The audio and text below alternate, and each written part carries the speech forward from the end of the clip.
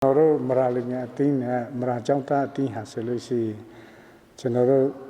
Joint Committee, Sabima General Atutogua, the Maraditama, Lunga Sayapuku, Joint Committee, Petma Usa, General Presitare, General Adika Jia Chegaro, Maradita Sura, Indiana Samha, Sinida, Separe. A DJ Yariku, Pina Soya Powi, Jiri Doloka,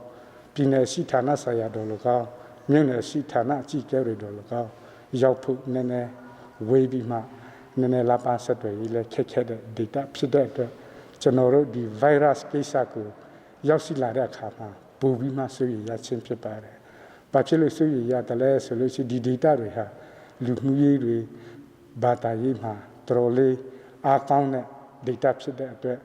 တယောက်မှာဒါပေါ်လာခဲ့မြင်တော်လေးဆွေးနွေးเสียကောင်းတယ်လို့လာပါဆက်တွေခက်ခဲတဲ့အတွက်နောက်အခုလိုကျွန်တော်ပြောတဲ့နေဆ data မှာဖြစ်နေတဲ့အတွက်ကြောင့်ဒါဟာကျွန်တော်တို့ကပူပေါင်းမလို့လို့ရှိရင်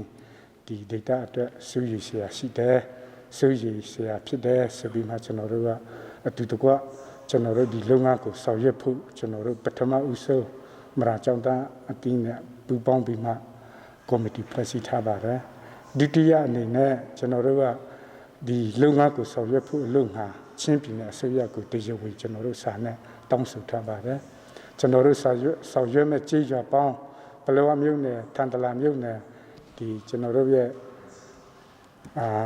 မတူပီမြို့နယ်ထန်တလာမြို့နယ်၃မြို့နယ်မှာရှိနေတဲ့ကြေးရွာပေါင်း60ကျော်ကိုကျွန်တော်တို့ကဆောင်ရွက်ခွင့်ပြုဖို့ပူပေါင်းဆောင်ရွက်ခွင့်ပြုဖို့ကျွန်တော်တို့ data ရဲ့ data တရာဥပဒေလို့ပြောရမှာပေါ့ကျွန်တော်တို့ဒီ data ဒီကြေးရွာမှာအကောင့်စုဖြစ်အောင်ဆောင်ရွက်ခွင့်ပေးဖို့ကိုကျွန်တော်တို့ကချင်းပြည်နယ်အစိုးရကိုကျွန်တော်တို့ဝန်ကြီးချုပ်ကိုတိုင်လေးမှုပြီးမှကျွန်တော်တို့စာတောင်းဆိုထားပါတယ်အဲ့ဒါတောင်းဆိုနေတဲ့အချိန်မှာပဲကျွန်တော်တို့ပြလဲပြီးမှ data မှာရှိတဲ့မရာ Evangelical Church ဆိုတဲ့ကျွန်တော်တို့ရဲ့အတင်းတော်ကြီး MEC အတင်းတော်လူကြီးမင်းများနောက်ကျွန်တော်တို့ Health and Hope မြန်မာဒေါက်တာဆဆာဦးဆောင်တဲ့အဖွဲ့ရဲ့နောက် Reverend Mikey ဦးဆောင်တဲ့ TSD အဖွဲ့ရဲ့သူတို့ကိုကျွန်တော်တို့ကကမ်းလှမ်းပြီးမှကျွန်တော်တို့ဘာပဲဖြစ်ဖြစ်ဒီ data မှာပြန်လည်ပြီးမှပူပေါင်းလုပ်ကြရအောင်ဆိုပြီးမှအဲ့ဒီထက်မှာကျွန်တော်တို့ကမရာအမျိုးသမီးအဖွဲ့လည်းရှိတယ်မရာအမျိုးသမီးအဖွဲ့ရဲ့ရုပ်ချုပ်ရဲ့နောက်ကျွန်တော်တို့Baptist မရာနယ်မှာရှိတဲ့Baptist အတင်းတော်ရဲ့ဌာနချုပ်ဖြစ်တဲ့ကျွန်တော်တို့ဒီငဖိုက်ပီရအဖွဲ့တွေနဲ့ကျွန်တော်တို့ဒုတို့နဲ့အားလုံးဒီ data မှာတကယ်ဖြစ်လာရင်မလွယ်ဘူးအဲ့ဒါကြောင့်ပူပေါင်းပြီးမှကျွန်တော်တို့လုပ်ရအောင်ဆိုပြီးမှကျွန်တော်တို့ပထမဦးစွာအစိုးရကိုတပိုင်းမှာတင်တယ်နောက်တပိုင်းမှာကျွန်တော်တို့ဒီအဖွဲ့အစည်းတွေအားလုံးမရနယ်မှာရှိတဲ့အဖွဲ့အစည်းတွေအားလုံးကိုကျွန်တော်တို့ကကမ်းလှမ်းပြီးတော့မှ statement တစ်ခုကျွန်တော်တို့ထုတ်ရအောင်ဆိုပြီးမှကျွန်တော်တို့ပြောပါတယ်အဲ့ဒါနဲ့statement ကိုကျွန်တော်တို့ကျန်းမာရေးဝန်ကြီးဌာနကထုတ်ပြတဲ့စီကံချက်တွေနဲ့အညီနောက်အစိုးရတက်ဆိုင်ရာသမရယုံကထုတ်ပြချက်တွေနဲ့အညီကျွန်တော်တို့ data မှာတကယ်ကြီးတုံးမဲ့အခါမှာလိုအပ်မဲ့စီမင်းစီကားတွေနဲ့ကျွန်တော်တို့တုံးတက်ပြီးမှဘာသာရေးတွေဆိုလို့ရှိရင်ဖျားချောင်းတဲ့အပိုင်းကျွန်တော်တို့လူငယ်အပိုင်းဆိုရင်နာရေးအပိုင်းကျောင်းသားရေးဆိုရင်ကျွန်တော်တို့အနေနဲ့အရမှာကျောင်းတက်နေတဲ့သူတွေ data ကိုလာလို့ရှိရင်ဘယ်လိုလုပ်မလဲဆိုတဲ့အပိုင်းဆိုပြီးမှဒီကန္တာမျိုးစုကိုကျွန်တော်တို့ကခြုံငုံပြီးမှ statement စီချက်ပါတဲ့ statement တစ်ခုကိုပူးပေါင်းပြီးမှထုတ်ပြန်ထားတယ်။နောက်ဒုတိယအချက်အနေနဲ့ဒီ joint committee ကိုကျွန်တော်တို့လိုင်လေးပြီးမှတွားပါတယ်။လိုင်လေးပြီးမှကျွန်တော်တို့ခုနပြောတဲ့ MEC ရဲ့နောက်ကျွန်တော်တို့ BAM အတင်းတော်မှာဆိုရင်နောက် NGO မှာဆိုရင် Health and Hope ရဲ့နောက်ကျွန်တော်တို့ TSD ရဲ့နောက်မရာအမျိုးသမီးအဖွဲ့ရဲ့ကျွန်တော်တို့ကအားလုံးအစည်းအဝေးလိုင်လေးပြီးမှကျွန်တော်တို့ထိုင်တယ်လိုင်လေးပြီးမှကျွန်တော်တို့အစည်းအဝေးက2ရက်ထိုင်ဆက်ပါတယ်အဲ့ဒီ2ရက်ထက်မှာအကောင်းဆုံးဖြစ်အောင်ကျွန်တော်တို့ကကော်မတီဖွဲ့စည်းမယ် Maraland COVID-19 Prevention Committee ဆိုပြီးမှကျွန်တော်တို့က Center လိုင်လန်းပြီးဆိုပြီးမှကျွန်တော်တို့ဖွဲ့စည်းထားတယ်အဲ့ဒီဖွဲ့စည်းထားတဲ့အထက်မှာကကျွန်တော်တို့ဒီ Maraland COVID-19 Prevention Committee ဟာဘယ်သူတွေဖွဲ့စည်းထားတယ်လဲဆိုလို့ရှိရင် MDP MSA MEC BAM TSD HHM နဲ့ MCOP ကျွန်တော်တို့အားလုံးပူးပေါင်းပြီးမှဖွဲ့စည်းထားတဲ့အဖွဲ့အစည်းဟာဆိုလို့ရှိရင်မရာလဲ COVID-19 Prevention Committee အဲ့ဒီမရာလဲ COVID-19 Prevention Committee အောက်မှာကျွန်တော်တို့ကျေးရွာတိုင်းမှာကျေးရွာတိုင်းမှာ Village COVID-19 Prevention Committee ဆိုပြီးမှကျေးရွာတိုင်းမှာဖွဲ့စည်းထားတယ်အဲ့ဒီကျေးရွာတိုင်းမှာဖွဲ့စည်းထားတဲ့ဟာတွေကအဓိကဒီစီမင်းစည်းကားတွေကျွန်တော်တို့လုပ်ထားပါတယ်ကျွန်တော်တို့ကျေးရွာတိုင်းမှာduty gate လုပ်ဖို့ရယ်အဲ့ဒီ duty gate မှာကျွန်တော်တို့ register အဝီအထွက်လုပ်ဖို့ရယ်နောက်အဲ့ဒီမှာဝီထိုင်နောက် guarantee ထမ်းတင်မထမ်းတင်ဆိုတာတွေကိုဒီ village committee မှာ village committee ကိုကျွန်တော်တို့ကကျေးရွာအုပ်စုအုပ်ချုပ်ရေးမှုရယ်နောက်ကျွန်တော်တို့ခုအတင်းဖွဲ့တွေက branch မှာအများရွာတိုင်းမှာလည်းရှိတဲ့အတွက်ကြောင့်ဒီရွာတိုင်းကအလိုအုပ်ချုပ်ရေးမှုဥဆောင်ပြီးမှကျမရေးဝန်ထမ်းမရှိတဲ့နေရာလည်းရှိကျေးရွာလည်းရှိတယ်ကျမရေးဝန်ထမ်းရှိတဲ့ကျေးရွာလည်းရှိတယ်ဆိုတော့ဒီမရှိတဲ့နေရာမှာဆိုလို့ရှိရင်အခုနဒေါက်တာဆဆာဦးဆောင်တဲ့ Health and Hope ကဝန်ထမ်းတွေအဲ့လိုပူးပေါင်းပြီးမှကျွန်တော်တို့ကျေးရွာတိုင်းမှာဖွင့်ရှိထားတယ်အဲ့ဒီစီမင်းစည်းကမ်းနဲ့နောက်သက်ဆိုင်ရာအုပ်ချုပ်ရေးအဖွဲ့အစည်းကနဲ့ပြောလာတဲ့ဟာမျိုးဆိုလို့ရှိရင်ကျေးရွာကမရာလဲ COVID-19 committee ကိုလာတင်ပြပါမရာလဲ COVID-19 Prevention Committee ရတဲ့တရှိအစိုးရကိုတင်ပြရှာရှိတာကိုမရာ Student Association နဲ့ MTP တို့ပေါင်းစည်းထားတဲ့JCIC လို့ခေါ်တယ်ကျွန်တော်တို့ကတော့ JCIC ကိုလာတင်ပြမယ် JCIC ရတဲ့တရှိကျွန်တော်တို့ချင်းပြည်နယ်အစိုးရကိုကျွန်တော်တို့ကဆက်လက်တင်ပြပြီးတော့မှအကောင့်ထပ်ဖို့ဆိုပြီးမှလုံငါစီရတော့ Village COVID-19 Prevention Committee ကကျေးရွာတိုင်းမှာကိတ်ချပြီးတော့မှဒီလုံငါကိုလုပ်မယ်အဲ့ဒီ village ရတဲ့တရှိကျွန်တော်တို့မရာလဲ COVID-19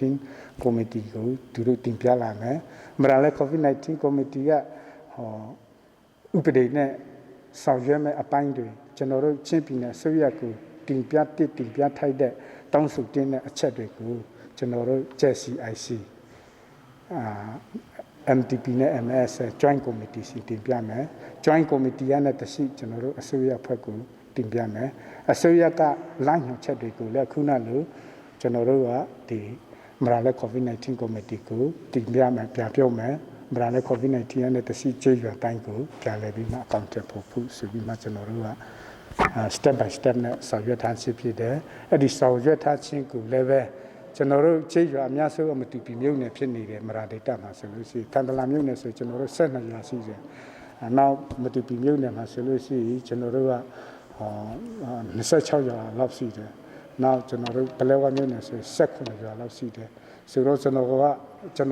မတူပီမြို့နယ်အချို့မှုကိုလည်းတောင်းဆိုထားတာရှိတယ်။တွားတွေးပြီးတော့မှတောင်းဆိုထားတာတခုကကျေးရွာအုပ်စုအချို့မှုတွေကကျေးရွာဖြစ်စီတခုကိုအချိန်နှစ်တပြည့်ညီလာမတင်ပြနိုင်လီတောင်မှကျွန်တော်တို့ဒီမရာလဲ COVID-19 committee အနေနဲ့တော့ချင်းပြည်နယ်ဆိုရကိုရောက်နေလိမ့်မယ်။နောက်ကြတာမျိုးရှိဒီ data မှာရှိနေတဲ့အုပ်ချုပ်ရေးမှုတွေကိုအပြစ်မမြင်မိဖို့တောင်းဆိုထားတယ်။ဘာဖြစ်လို့လဲဆိုတော့ဒီလုံငါဟာဆိုလို့ရှိလိုအပ်လို့ရှိပြည်နယ်ဆိုရကိုတိုက်ရိုက်ကျွန်တော်တို့ကတွားမယ်။နောက်ကျေးရွာအုပ်ချုပ်ရေးမှုတွေကတော့သူတို့လောက်ကြောင်းနဲ့တက်ဆိုင်ရာမြို့နယ်နဲ့တရှိတက်လာလိမ့်မယ်။ဒါကြောင့်ဒါလေးကိုနားလည်ပေးပါကျွန်တော်တို့ကတော့ဒီတိုင်းပဲအဓိကဒီ COVID-19 ကိုကာကွယ်ရေးအပိုင်းဖြစ်တယ်လို့ကျွန်တော်တို့ကလုံငါဆောင်ရွက်ထားတယ်အဲ့ဒီထက်မှာကျွန်တော်တို့ကလုံငါစီမံချက်ကိုကျွန်တော်တို့နှစ်ပိုင်းနဲ့ခွဲထားတယ်ပထမပိုင်းဒီကာကွယ်ရေးအပိုင်းထက်မှာဆိုလို့ရှိရင်ဒါလည်းကျွန်တော်တို့ပြည်နယ်ဆိုရမှာတင်ပြီးဒီကာကွယ်ရေးအပိုင်းမှာဆိုလို့ရှိရင်ကျွန်တော်တို့ကခုနလိုအဖွဲ့အစည်းအလုပ်ပူပေါင်းပြီးမှကိတ်တွေမှာဒီချမယ်စီမီစီကာတွေကိုထိမ့်သိမ့်မယ်နောက်မယုံကြည်တဲ့သူတွေကိုဖော်ထုတ်မယ်အဲ့ဒါပထမပိုင်းကာကွယ်ရေးပိုင်းနောက်ကျွန်တော်တို့ response ဆိုတဲ့ကျွန်တော်တို့ဘယ်လိုတွန့်ပြန်မလဲမယုံကြည်တဲ့သူတို့၎င်းတကယ် positive ရှိလာပြီးတဲ့သူတွေရှိခဲ့တော့ဘယ်လိုတွန့်ပြန်မလဲဆိုတဲ့အပိုင်းမှာကျွန်တော်တို့အထူးသဖြင့်ဒေါက်တာဆဆာဦးဆောင်တဲ့ Health and Hope မြန်မာလိုင်းလေးပြည်မှာသူတို့ကတိ90ဆကျွန်တော်တို့ပြင်ဆင်ထားတယ်ဒါကတော့ HHM ကအဓိကဒီ response အပိုင်းကိုတွန့်ပြန်နိုင်ရေးကျမရေးဒေါက်တာတွေလည်းရှိတယ် nurse တွေလည်းရှိတဲ့အတွက် ဒီနေရာရဲ့လိုင်လေးပြည်မြို့မှာရှိတဲ့တိုက်နယ်စစ်ရုံရဲ့အဲ့ဒီမှာကိုကျွန်တော်တို့ကအချိန်နဲ့တပြိုင်နက်ဒီနေရာပုံမှန်ဒီနေရာနဲ့တရှိဆောင်ရွက်ဆရာရှိတာကိုအစိုးရတို့မြို့နယ်အချုပ်ရမှုတို့နဲ့ပူးပေါင်းပြီးမှဆောင်ရွက်ဖို့ဆိုပြီးမှကျွန်တော်တို့လုပ်ထားပါတယ်ချင်းပြည်နယ်ဆိုရဖွဲ့အနေနဲ့လည်းပဲကျွန်တော်တို့ရဲ့ပူးပေါင်းဆောင်ရွက်မယ်ဆိုတဲ့အချက်ကိုသူတို့ကလိုက်တော့နဲ့လက်ခံထားတယ်စာနဲ့တယူမြို့နယ်အချုပ်ရမှုတို့ကိုလည်းပူးပေါင်းဆောင်ရွက်ဖို့စာထည့်ထားတယ်နောက်ကျွန်တော်တို့ရဲ့စီမံချက်နဲ့စီကံချက်ဆိုတာကျွန်တော်တို့နိုင်ငံချမ်းသာဝီလာမဝီလာရဘူးဘယ်ရဲ့ဆွဲရနဲ့နောက်ဌာနဆိုင်ရာလူကြီးမင်းများအတောင်အရနဲ့မရာဒေတာတွားလို့ရှိရင်တက်ဆိုင်ရာအချုပ်ရမှုများတက်ဆိုင်ရာစီကံများထောက်ခါချက်ပါမှအရောက်ပြုမဲ့အကြောင်းနောက်ဒီအချက်လက်ကျွန်တော်တို့စီကံချက်တွေကိုလည်းကျွန်တော်တို့ကတည်ရဝေဆွေးရဖွဲ့ကိုတင်ထားတယ်အဲ့ဒီစီမံချက်နဲ့စီကံချက်ကိုလည်းပဲခွင့်ပြုတဲ့အကြောင်းပြည်နယ်ဆွေးရဖွဲ့နေနဲ့လည်းပူပီထားတယ်လို့တူလူကြီးစီအလောက်ပါလည်းရှိဟုတ်ကဲ့ကျွန်တော်တို့ဒီ COVID-19 နဲ့ပတ်သက်ပြီးမှကျွန်တော်တို့ MCPC ရဲ့ဥဆောင်မှုဖြစ် MCPC မှာပါဝင်တဲ့အသင်းအဖွဲ့တွေကတော့အစနာ MTP ဥက္ကဋ္ဌကလိုမိတ်ဆက်ပေးပြီးအဲ့ဒီဟာတွေအကုန်လုံးပူးပေါင်းပြီးမှမရနယ်မှာရှိတဲ့ကြေးရွာတိုင်းကိုလိုက်ပြီးမှကော်မတီဖွဲ့ခဲ့တယ်ဆက်လက်ပြီးမှလည်းကျွန်တော်တို့ကဒီကော်မတီကြေးရွာကော်မတီနဲ့ကျွန်တော်တို့ရုံချုံကိုအဆက်အသွယ်မပြတ်အောင်ဆက်လက်လှုပ်ဆောင်နေတယ်နောက်ပြီးတော့ဒီ information ကလည်းပဲအားကစားနဲ့ကျန်းမာရေးဝန်ကြီးဌာနကထုတ်ပြန်လိုက်တဲ့သတင်းကိုအချိန်နဲ့တပြည့်ညင်ကျွန်တော်တို့ပြည်သူတွေလက်ထက်ရောက်အောင်သူတို့သိရှိနိုင်အောင်ဘယ်လိုကောင်ကွဲရမလဲဘယ်လိုလုပ်ငန်းဆောင်ရရမလဲဆိုတာကိုလည်းပဲကျွန်တော်တို့အချိန်နဲ့တပြည့်ညင်ဆက်လက်လှုပ်ဆောင်သွားဖို့ရှိတယ်လို့နောက်ပြီးတော့ဒီမကြာခင်မှာပဲHHSM ကလူလာတဲ့ပစ္စည်းတွေနဲ့အပေါင်းအဝင်သူတို့ရဲ့nurse မတွေဒူနာပြူဆရာမတွေအကူအညီနဲ့ကျွန်တော်တို့ကြေးရွာတိုင်းကိုလှည့်ပြီးမှကွင်းစင်းပြီးမှပညာပေးဟောပြောတာတွေနောက်ပြီးတော့ပညာပေးလက်ကမ်းဆောင်ပေးဝေတာတွေနောက်ပြီးတော့ poster လိုက်မှရွာရဲ့အလဲတွေမှာအများမြင်နိုင်တဲ့နေရာတွေမှာ poster တွေကပ်ဖို့ဆောင်ရွက်ဆက်လက်ဆောင်ရွက်နေတယ်လို့အခုလက်ရှိအချိန်ထိကတော့ကျွန်တော်တို့ VCPC ကနေပြီးတော့ဒီကိတ်တရွာမှာကိတ်နှစ်ကိတ်အဝင်အထွက်ကိတ်နှစ်ခုရှိလောက်ထားတာတွေရှိတယ်အဲ့ဒီဟာကိုလည်းပဲကျွန်တော်တို့main land တွေ main gate တွေကို24နာရီနဲ့ကိတ်ဆောက်ကြည့်ရှုနေတာတွေရှိတယ်လို့တချို့ကိတ်တွေကကြတော့ညမှာမဆောက်နိုင်မဲ့နဲ့နေခင်းမဲ့မှာကိတ်ဆောက်ပြီးမှအဝင်အထွက်စင်းတည်တည်ချာချာပြုလုပ်နေတာတွေရှိပါတယ်ဆက်လက်ပြီးတော့လည်းကျွန်တော်တို့ဒီဟာနဲ့ပတ်သက်ပြီးမှကျွန်တော်တို့ဒီ MSA နဲ့ MTP ပူးပေါင်းပြီးနောက်ပြီးတော့ data ခါလူမှုအဖွဲ့အစည်းဘာသာရေးအဖွဲ့အစည်းတွေနဲ့ပူးပေါင်းပြီးမှဒီအစိုးရချင်းပြည်နယ်အစိုးရရဲ့အကူအညီနဲ့ကျွန်တော်တို့ဆက်လက်ပြီးဒီဟာကိုအကောင်းဆုံးလုပ်သွားဖို့ရှိပါတယ်ဟုတ်ကဲ့ကျေးဇူးတင်ပါတယ်ကျွန်တော်တို့ဒီ COVID-19 နဲ့ပတ်သက်ပြီးမှ prevention ပိုင်းနဲ့ပြောရမယ်ဆိုရင်တော့အစနာကျွန်တော်တို့ MTP ဥက္ကဋ္ဌပြောသွားတယ်လို့ပဲကျွန်တော်တို့မရနယ်မှာ MCPC မရလက် COVID-19 prevention committee ဖွဲ့ထားတာရှိတယ်အဲ့ဒီဟာကျွန်တော်တို့ဒီမြန်မာပြည်မှာရှိတဲ့မရလူမျိုးတွေက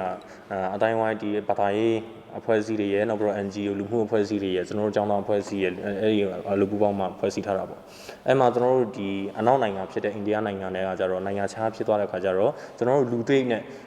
ပူပေါင်းဖို့ဆိုတာတကအင်မတန်မှခက်ခဲတဲ့အနေအထားဖြစ်သွားတယ်နိုင်ငံနယ်နိမိတ်လည်းချသွားတယ်ဆိုတော့တုတ်တော့ကျွန်တော်တို့အကြားကချိတ်ဆက်မှုကတော့မပြတ်ပါဘူးဆက်လက်ရှင်သန်နေချက်ပါပဲနောက်ပြီးတော့ကျွန်တော်တို့ဒူရိုနဲ့ပူပေါင်းပြီးမှဆက်လက်ဘယ်လိုဆောင်ရွက်သွားမလဲဆိုတာလည်း master plan ကများစွာကိုချထားတာရှိပါတယ်အဓိကတော့ကျွန်တော်တို့နယ်မြေမှာဒီအကောင်းဆုံးကူးသားနိုင်ဖို့ကာကွယ်နိုင်ဖို့အကောင်းဆုံးတားဆီးနိုင်ဖို့ထိတ်ချုပ်နိုင်ဖို့ကကျွန်တော်တို့တက်နိုင်တဲ့ဘက်ကနေပြီးတော့ဒီတနင်္လာနဲ့ပါဝင်ဆောင်ရွက်နေတာရှိပါတယ်COVID-19 နဲ့ကျွန်တော်တို့ဒီအိန္ဒိယနိုင်ငံAmara Autonomous District Council စာဟာကဆိုလို့ရှိရင်ကျွန်တော်တို့ဟို data မှာလည်းပဲသူတို့ကဘယ်လိုလုပ်လဲဆိုလို့ရှိရင်အစိုးရရဲ့ CSO ရဲ့ကြားမှာကြီးရဲ့ပေါင်းပြီးမှထိချုပ်နိုင်ရေးကံကွယ်နိုင်ရေးကိုသူတို့လုပ်ငန်းလုပ်ဆောင်တာဖြစ်တယ်သူတို့ဟာဆိုလို့ရှိတပတ်ကြော်နှစ်ပတ်ကြော်ကိုသူတို့ကကြေးရွာတိုင်းကိုတွားပြီးမှ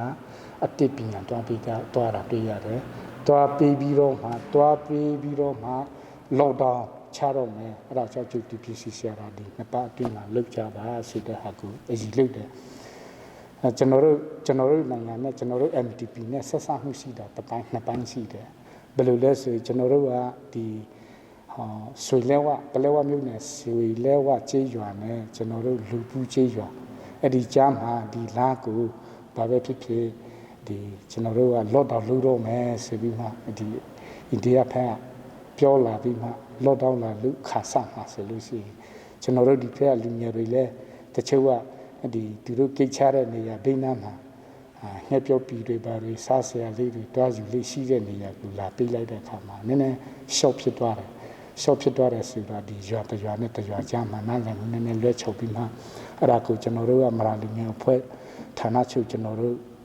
အဖွဲ့နဲ့နောက်ဆိုင်ဟာမှာရှိတဲ့ဌာနချုပ်အဖွဲ့ကအဲ့ဒီကျေးရွာတိကွင်းရှိပြီးမှ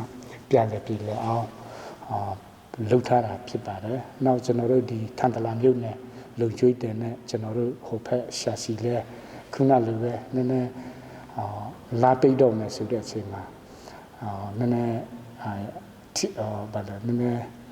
ဖြစ်ပွားခဲ့တယ်ရဖြစ်ပွားခဲ့တယ်ဒါလည်းကျွန်တော်တို့ရုပ်ချုပ်အချင်းချင်းပြန်လည်ညှိနှိုင်းပြီးမှတွားရပါတယ်အခုကတော့ကျွန်တော်တို့ကဒီအိန္ဒိယဘက်က MTP ဌာနချုပ်နဲ့ကျွန်တော်တို့ဒီဘက် MTP ဌာနချုပ်အနေနဲ့တော့အခုချိန်မှာတော့မဖြစ်မနေလူအပ်မဲ့ဟာဆိုလို့ရှိရင်ကျွန်တော်တို့က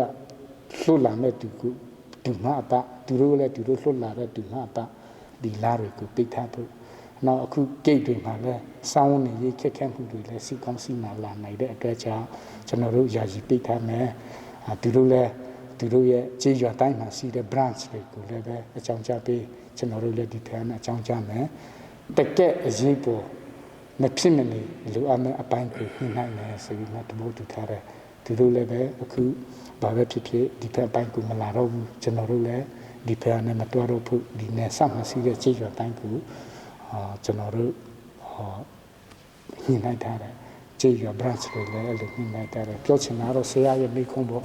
အဲ့ဒါဒီ COVID-19 နဲ့ပတ်သက်လာလို့ရှိရင်ရွာနဲ့တရွာတောင်မှနည်းနည်းအခက်ခဲမြေကိုကြီးလို့မိသားစုကြီးဖြစ်နေကြပေမဲ့ဒီ COVID-19 ဟာကြောက်စရာကောင်းတဲ့အတွက်ကြောင့်အချင်းချင်းအတော်အလားနောက်ဒီအတိုင်းတွေကိုပုံမူထိရအောင်ဆိုပြီးမှသူတို့ဖက်လဲအဲ့လိုလုပ်လာတယ်ဒီဖက်မှာလည်းအဲ့လိုလုပ်တယ်ဒါကိုနိုင်ငံတနိုင်ငံနဲ့တနိုင်ငံကြားမှာပြဿနာတဆုံတရာမဖြစ်မိအောင်ကြားထင်တာဘာလဲလှုပ်ထားတာရှိတယ်ဒါတော့စိတ်ချလက်ချနဲ့ခုကတော့ဖြစ်သွားပါပြီလို့အမင်ကတော့ပေါ်စီလာလို့ခေါ်တာပေါ့နော် MSS Center မှာတော့ကျွန်တော်က chairman တာဝန်ထမ်းဆောင်နေပါတယ် chairman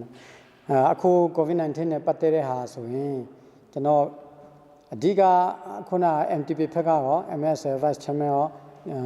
ပြောပြပါပြီကျွန်တော်ပြောချင်တာကတော့ကျွန်တော်တို့ MSS နဲ့ MTP လုပ်နေတာကဘယ်လိုပုံစံနဲ့လုပ်နေတယ်လဲဆိုရင်ဒီဟာကနိုင်ငံတော်အတိုင်ပင်ခံရဲ့မှာကြားချက်ရောနိုင်ငံတော်သမ္မတကြီးရဲ့မှာကြားချက်ရောပြည်내ဝန်ကြီးချုပ်ရဲ့ဆောင်ရွက်နေတဲ့ကိစ္စကိုကြီးပြီးမှကျွန်တော်တို့လည်း civil society အနေနဲ့ဒီမှာပါဝင်ဖို့လူတယ်ဆိုပြီးမှကျွန်တော်တို့ကအရန်တိတ်မလုပ်ပြနဲ့ကိုယ့်ရဲ့အတင်းအဖွဲ့ကနဲ့အကြံပေးတွေadvisor တို့ petra တို့ကိုဆွေးနွေးပြီးမှဒီလိုလှုပ်တင်းတလားလို့မဲတော့ကောင်းတယ်ဆိုတာနဲ့ကျွန်တော်တို့ကအစိုးရစီလှုပ်ပိုင်ခွင့်လှုပ်နိုင်ခွင့်ကိုစာနဲ့ပဲနဲ့တင်ပါတယ်အဲ့ဒါနဲ့သူတို့ခွင့်ပြုလိုက်တော့ကျွန်တော်တို့ဒီလိုဆက်လက်ဆောင်ရွက်ခြင်းဖြစ်ပါတယ်အဲ့ဒါကြောင့်ကျွန်တော်ဒီဟာမရာဒီကအမှန်ဆိုရင်ချင်းပြည်နယ်မှာနေစွန်နေဖြတ်မှာနေပါတယ်အဲ့ဒါကြောင့်ဒီမျိုးပေါ်မှာရှိတဲ့ဟာခထန်တလန်ဖလန်တီတင်တို့မကားပဲချင်း civil society အားလုံးကဒီနေရာမှာဖြစ်နိုင်ရင်တက်ကြွအစိုးရရဲ့ဘောင်ထဲမှာပါဝင်ပြီးချင်းပြည်နယ်မှာ COVID-19 ကိုလုံးဝမဝင်နိုင်အောင်အကုန်လုံးအစိုးရနဲ့ပိုးပေါင်းပြီးမှလုံနိုင်ရင်ကျွန်တော်တို့အဲ့လိုကတော့လုံးဝဖြစ်စေချင်တယ်ဒီချင်းပြည်နယ်တည်တင်ကလွဲလို့တည်တင်ကဝင်ပြီးပြီဆိုတော့ဂျန်တဲ့နေရာကတော့ COVID-19 နဲ့ပတ်သက်ပြီးမှလုံးဝမဝင်စေချင်ဘူးအဲ့ဒါကြောင့်ကျွန်တော်ကတော့အစိုးရဖက်နဲ့ civil society ကိုအားပေးစေချင်ပါတယ် civil society များလည်းအစိုးရရဲ့လုပ်ငန်းဆောင်ရွက်နေတဲ့ဟာကိုလည်းပူးပေါင်းဆောင်ရွက်ပြီးမှအစိုးရရဲ့တတ်မှတ်တဲ့ဘောင်အတွင်းမှာပါဝင်ကူညီဆောင်ရွက်စေချင်ပါတယ်ဘောင်အတွင်းဆိုတာကအစိုးရရဲ့ lockdown မချဘဲနဲ့ကိုရွာကမလူတော့ဘူး lockdown ချမယ်ဆိုတာလည်းတခါတလေကတိတ်အစီမပြေတဲ့ဟာတွေရှိတယ်အဲဒါကြောင့်အစိုးရရဲ့လိုင်းညွှန်ချက်ကိုလိုက်နာပြီးမှအစိုးရအတိတ်မပြုနဲ့ အဲ့လိုလောက်ကြမယ်ဆိုရင်တော့ကျွန်တော်တို့ဒီ COVID-19 ကြောင့်ချင်းပြည်နယ်မှာအစိုးရနဲ့ပြည်သူလူထုရဲ့ပူးပေါင်းဆောင်ရွက်မှုကအကောင်းဖက်နဲ့ဥတည်သွားမယ်လို့ကျွန်တော်ယုံကြည်ပါတယ်ဟုတ်ကဲ့ကျေးဇူးတင်ပါတယ် MTP ဆိုတာမရာထိတ်ကြပေးမြန်မာလူနဲ့ဆိုလို့ရှိရင်ကျွန်တော်တို့မရာလူငယ်အသင်းလို့ခေါ်ပါတယ်မရာလူငယ်အသင်းဟာဆိုလို့ရှိရင်ကျွန်တော်တို့ကျေးရွာပေါင်း65ရွာမှာဖွဲ့စည်းထားပြီးထန်တလာမြို့ဟာခါမြို့မတူပီမြို့စသည်မြို့များမှာလည်းပဲကျွန်တော်တို့ဖွဲ့စည်းထားတာဖြစ်ပါတယ်ကျွန်တော်တို့ဒီအစိုးရတရားဝင် register လုပ်ထားပြီးမှကျွန်တော်တို့ဖွဲ့စည်းထားခြင်းဖြစ်ပါတယ် member အဖြစ်ယနေ့အထိရတော့ကျွန်တော်တို့member စီထောင်ကျော်ကျွန်တော်တို့မှာရှိပါတယ်ကျွန်တော်တို့မရာလူငယ်အတင်းရဲ့အဓိကရည်ရွယ်ချက်ဟာဆိုလို့ရှိရင်အချက်၄ချက်နဲ့ကျွန်တော်တို့အစိုးရမှာတရားဝင်ဖွဲ့စည်းထားတာဖြစ်ပါတယ်ပထမချက်ကတော့ကျွန်တော်တို့ဒီတာရေးနိုင်ရေးလုံငါလုပ်ဖို့ရယ်ဒုတိယချက်အနေနဲ့ကျွန်တော်တို့မရာစာပေရည်ကြည်မှုနဲ့ဖုတ်ဖွာအများဤဒလိထုံးဆောင်များကိုကျွန်တော်တို့ထိတ်တိတ်ပြီးတော့မှမြင့်တင်ဖို့ဖြစ်ပါတယ်တတိယအနေနဲ့ကျွန်တော်တို့တဘဝပေါင်းဝန်းကျင်ထိတ်တိတ်ရေးလုပ်ငန်းကိုဆောင်ရွက်ဖို့ဖြစ်ပါတယ်စတုထအနေနဲ့ကျွန်တော်တို့မူကြီးစေဝါအဓိကဖြစ်ကျွန်တော်တို့ဒီ data တွေမှာကျတော့မူကြီးစေဝါဆိုတဲ့နေရာမှာ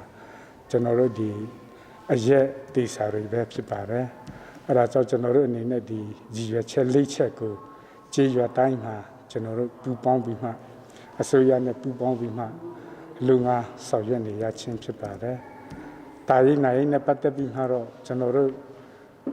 အဓိကအဖြစ်ကျေးရွာတိုင်းမှာနာရေးလူတယောက်ဆုံးသွားတဲ့အချိန်တိုင်းမှာဒီမြေတူတာမျိုးလှုပ်ရှားရှိတမျှကျွန်တော်တို့လူငယ်ဖွဲ့ရပဲကျေးရွာတိုင်းမှာဆောင်ရွက်ရခြင်းဖြစ်ပါတယ်နောက်ကျွန်တော်တို့စာပေကြီးချင်းမှုနဲ့မရရဲ့ကိုတိတ်ခံကိုထိတ်တိတ်မြင့်တည်တဲ့နေရာမှာလည်းပဲကျွန်တော်တို့လူအားတဲ့အစိုးရကိုထိတွေ့ဖို့အစိုးရကိုတင်ပြဆရာစီတာအားလုံးဟုတမျှဟာလည်းပဲကျွန်တော်တို့လုပ်နေရတာဖြစ်ပါတယ်နောက်ကျွန်တော်တို့ဒီမြူကြီးစေဝါဟာဆိုရင်လည်းချင်းပြည်နယ်အစိုးရကိုကျွန်တော်တို့တရားဝင်စာတင်ပြီးမှရည်မျိုးလိုက်စီကိုကျွန်တော်တို့တိတ်တင်ပေးဖို့တောင်းဆိုထားပါတယ်အစိုးရအနေနဲ့လည်းဒီမရာဒေတာမှာဒီရည်မျိုးလိုက်ရှင်မချပေးဖို့သူလည်းလိုက်ညွှန်ထားတာတွေကျွန်တော်တို့သိရတယ်အဲ့ဒါကြောင့်ကျွန်တော်တို့ကတော့အရက်တွေပါတယ်ရောင်းလို့ရှိရင်တရားဝင်အဖွဲ့အစည်းဖွဲ့စည်းထားတဲ့အတွက်အရက်တွေကိုလွှတ်ပစ်တာတွေကျွန်တော်တို့ဒီအရေးယူတာတွေလည်းလက်တွေ့ကြမှလည်းလုပ်နေတာဖြစ်ပါတယ်နောက်ကျွန်တော်တို့ဒီတပဝပေါင်းဝန်းကျင်မှာလည်းပဲတချို့ကျေးရွာတွေဆိုလို့ရှိရင်ပါးတွေကောက်နေတိပီတွေကစီပွားရေးလူနဲ့တတိပုဂ္ဂလကောင်းကျိုးအတွက်ရောင်းစားတာတွေတွေးလို့ရှိကျွန်တော်တို့ကတော့အရေးယူသွားတာတွေရှိတယ်ဒီအရေးယူတဲ့အပိုင်းမှာဒဏ်ငွေတွေပါတွေချတဲ့ဟာကိုကျွန်တော်တို့အစိုးရစီကူငွေမတွင်းပါဘူးကျွန်တော်တို့ဒီ data မှာဒီကျေးရွာမှာပဲတုံးပြီးမှဒီကျေးရွာဒီဖြစ်ပြက်ခဲ့တဲ့ကျေးရွာရဲ့ကောင်းကျိုးအတွက်ပြန်လဲတုံးဆွဲရခြင်းဖြစ်ပါတယ်မရလူငယ်အတင်းဟာဆိုလို့ရှိရင်ကျွန်တော်တို့ဒီ1990မှာတရွာနဲ့တရွာနောက်ဒီပလဲဝမြို့နယ်ထန်တလာမြို့နယ်နဲ့မတူပီမြို့နယ်မှာရှိတဲ့ကျေးရွာအလုံးကိုပေါင်းစည်းပြီးမှဖွဲ့စည်းထားတာဖြစ်ပါတယ်အခုဆိုရင်ကျွန်တော်တို့23-24နှစ်မြောက်ဖြစ်သွားပါပြီကျေးဇူးပါဟုတ်ကဲ့မင်္ဂလာပါကျွန်တော်နာမည်ကတော့ဆလိုင်းဗန်ဘင်းနေစာပါအခုလက်ရှိဒီမရာကျောင်းသားအသင်းမှာလက်ရှိဒုဥက္ကဋ္ဌအနေနဲ့တာဝန်ထမ်းဆောင်နေပါတယ်ကျွန်တော်တို့ MSA ကကြတော့1968ခုနှစ်မှာစတင်ဖွဲ့စည်းခဲ့တာအခုဆိုရင်တော့နှစ်ပေါင်း52နှစ်ရှိပါပြီ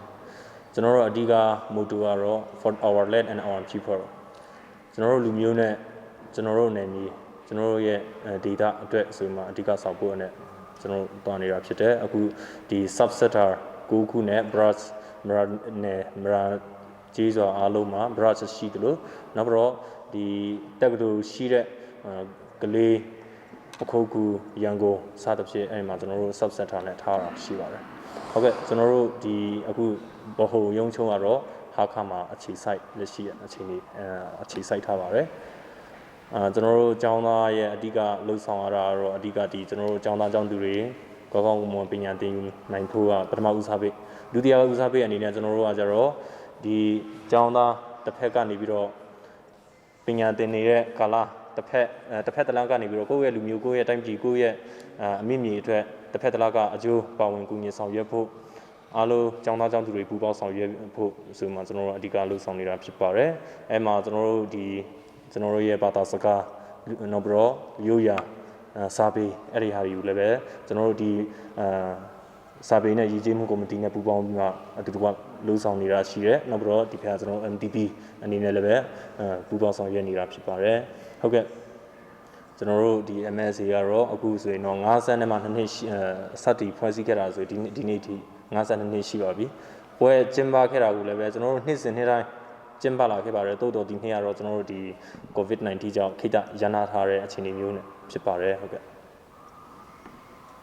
အဲ့လိုမျိုးဝေးဒီလောက်ခါပါတော့နော်ဟုတ်ကဲ့ကပါတယ်ကိုဒီနေ့တော့ဝေး item တွေမှာပြီးတော့ပေါ့နော်ဟုတ်ကဲ့အဓိကလောက်နေတဲ့ message ကဘာဖြစ်မလဲကျွန်တော်တို့အဓိကကတော့ဒီကိုယ့်ရဲ့ culture ပိုင်းရည်ကြီးမှုရိုးရာရည်ကြီးမှုနောက်ပြီးတော့ကျွန်တော်တို့ရဲ့ culture desk ရိုးရာအကားတွေပေါ့နော်အဲ့ဒါထိန်းသိမ်းဖို့နောက်ပြီးတော့စာပေကိုယ့်ရဲ့စာပေကိုထိန်းသိမ်းသွားဖို့ကျွန်တော်တို့နောက်လာမဲ့